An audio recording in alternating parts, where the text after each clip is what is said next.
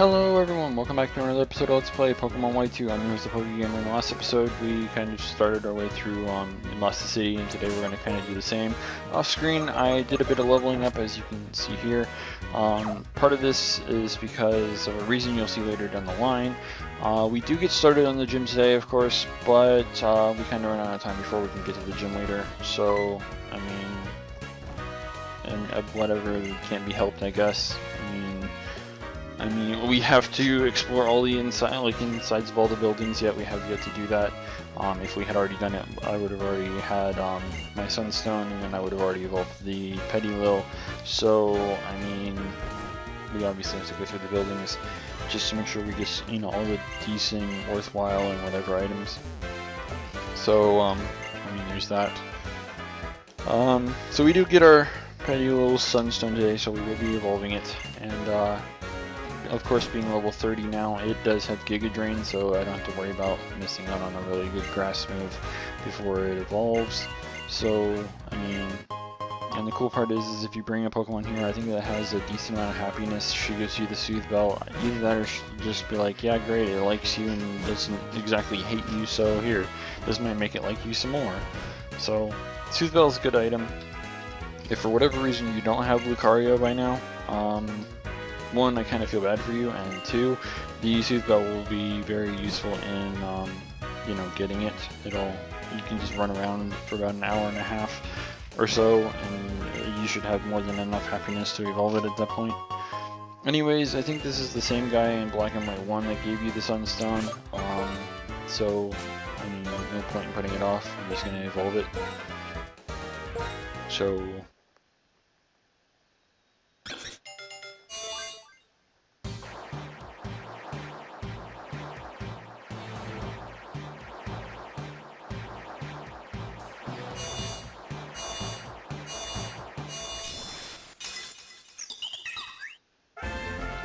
congratulations, your Petilil has evolved into a Lilligant. This thing is absolutely adorable. The two exclusive grass types of this generation are absolutely just adorable. Lilligant's got this kind of fancy female thing about her. Excuse me. She's got like this fancy female human-shaped thing about her, which is kind of adorable.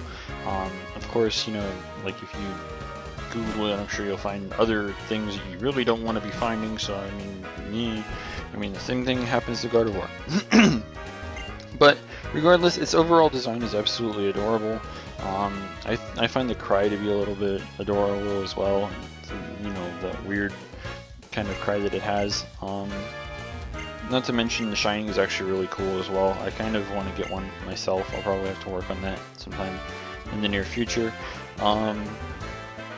But, I mean, lately I've been kind of stuck in Fire Emblem, like, okay, let's see here, I can pull this up really quick. I've played about 13 hours, 15 minutes, and 49 seconds, and I restarted my save as of yesterday. So, that should put into perspective about just how much Fire Emblem I've been playing.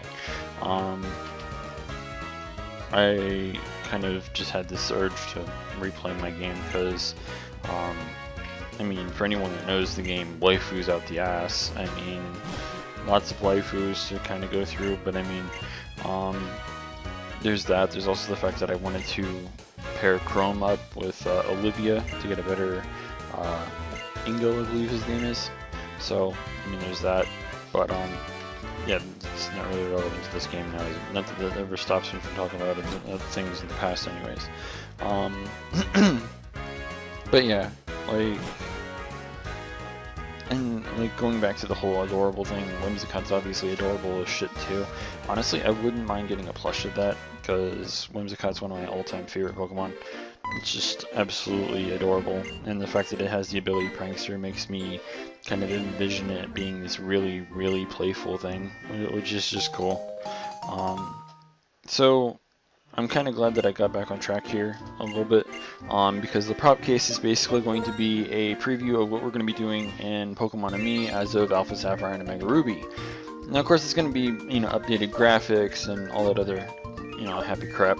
But this is a good gist of what we're going to be able to do. We'll be able to put things onto our Pokemon so we can, you know, put them into a contest and all that other happy crap. There really wasn't very many props to go with here. I wanted to give her like a hat or something to kind of do whatever. I mean, she kind of has a crown already, but I mean, I don't know. Didn't want to waste time, so we just did two things. Whatever. Lilligant seems to be something that would be very good for the musical thing though. Same with things like, I think Meloetta is allowed in this. I'm not entirely sure, of course, but Meloetta makes sense considering she's like a musical Pokemon, whereas, you know, Lilligant's more of a dancer. And you have no idea how like legit that actually is. She gets Petal Dance, she gets Quiver Dance, and I think there's even another dance move that she gets. I don't really remember, but it's kind of her little gimmick. She's a little dancer or whatever. So I mean, it's kind of cool. But yeah. So I kind of feel like mentioning this because it did come out as of this past weekend. Anyone that does happen to have a decent Diancie that is Japanese of nature, and by that I mean like the OT and everything's all Japanese, you know, kind of further proving that it's a legit one, I wouldn't mind trading for it. So I mean, if anyone actually has that, of course, because that movie came out on the 19th, which of course was over this past weekend, and that means the event's now live and people can trade for them over, you know, wireless now, unlike before where you couldn't because, you know, fuck everyone. Basically, it's kind of like that Yu-Gi-Oh logic where it's just Konami because fuck you. One of those type of things. So, about this gym, you'll notice that one, there is no gym music going on right now. I mean, that's kind of something you'll notice immediately. I believe that there was actual gym music in the first one. I don't really remember because, I mean, that was a while back. I'm pretty sure there was gym music, of course, so, I mean, it's a gym. I mean, whatever. But, you'll notice that there, like, so far, we haven't found anyone to battle. Up until now, of course. Anyone that you encounter on the roller coasters will battle you. There's, I think, only 2 trainers that do that. The thing is you have to come through here and you have to battle the 2 trainers in here, due to the fact that, you know, if you don't come here you can't actually battle the gym leader, or even get the chance to battle her. So you'll notice, I think this is the first battle we've done so far in this video. Lucario has Bone Rush. It gets it at level, I think 28, somewhere around there. So it's an excellent ground move. It hits, I think, anywhere between 2 to 5 times. I mean, it's not stab, but I mean, you still get to hit for super effective damage against electric types. And as you remember in the first, you know, half of this generation, Emolga is present in the gyms. So I mean, I don't know if it was present in here, but I know that it's present in, you know, with the other trainers. So I mean, it's just something you have to kind of deal with. So having Rock Tomb kind of helps take care of that. And Flaffy, of course, like why not? I mean, Mareep's early game, so it kind of makes sense that he would be here. I'm honestly surprised that something like Magnemite or Magneton didn't see any kind of play here. Then again, I mean, coming from Route 4, you're basically guaranteed to have a ground type, so having something that's 4 times effective against something on their team, not very ideal for a gym, really. But, I mean, it's never stopped them in the past. I guess they could have changed their mind, but, yeah. So anyways, when we get to the end, when we're looking for the gym leader, she is apparently not there, but we find someone who can tell us, you know, like, oh, we just missed her, etc., etc. And she's kind enough to even give you a paralyzed heal for all your trouble with making your way there. Not to mention that if you got paralyzed along the way, you can use that to kind of heal it off, which is good. But as you can tell, the gym leader is not here. So, I mean, if we weren't paying enough attention in the past few episodes, which I think is like the last 1 or 2 episodes, the gym is that's technically no longer the gym. The gym has been moved over here to this building. As you can kind of see from the top, there is a little gym icon up there. Gym music is also different here. It's not exactly nightclubish, I guess, but like I've never been to a fashion show, so I really don't know if this is exactly like a fashion show type of, track to go by. But I kind of find the music cool, yet at the same time parts of it are kind of just cringeworthy to me. Personal preference, of course, but I mean, it's whatever.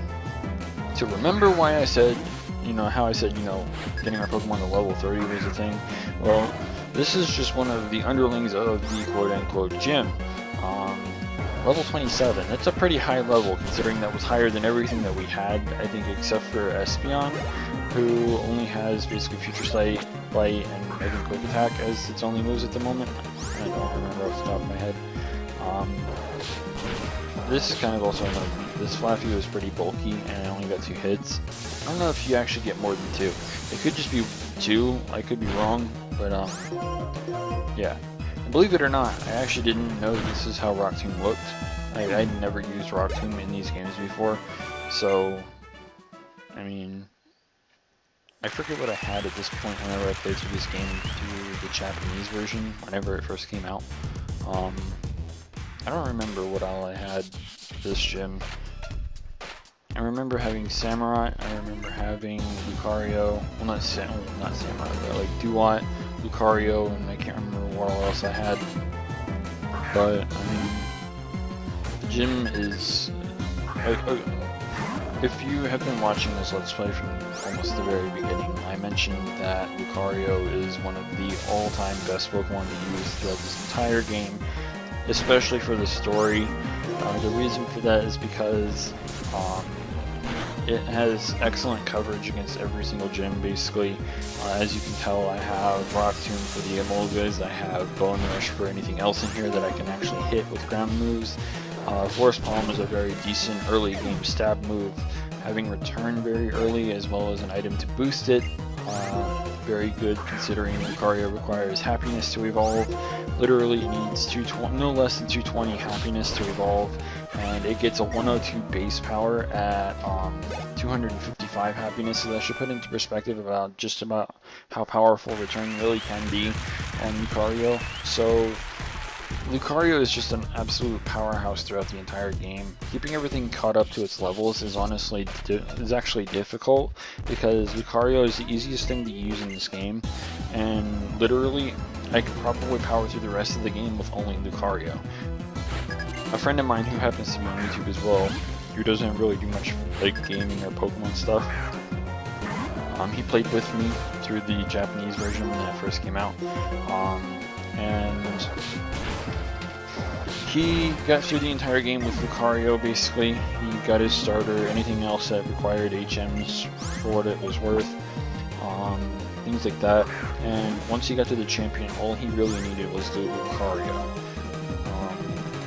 Believe it or not, we don't even, we can't read Japanese, we don't even understand it all that much. I've picked up things from watching as much anime as I do, but I mean, that's anime, it's not actually learning the language. But despite all that, we knew what the moves were, we knew whatever, and as a result, it was just, we just powered through it. It was just like, okay, GG. Now, this was a cool aspect that they added to the game, kind of like this really shiny, flashy type of crap. I didn't remember if I was instantly, if I initiated the battle instantly by going up there or not. I wasn't sure, so I kind of stayed down here. Again, we're kind of out of time. Basically, there's no way we can beat her in literally less than a minute. So, yeah. So in the next episode, what we're going to be doing is taking on Elisa, and hopefully getting our next badge, and then moving on towards, the next part of the story. So, if you haven't already, don't forget to rate, comment, subscribe, and until next time, this is the PokeGamer, signing out.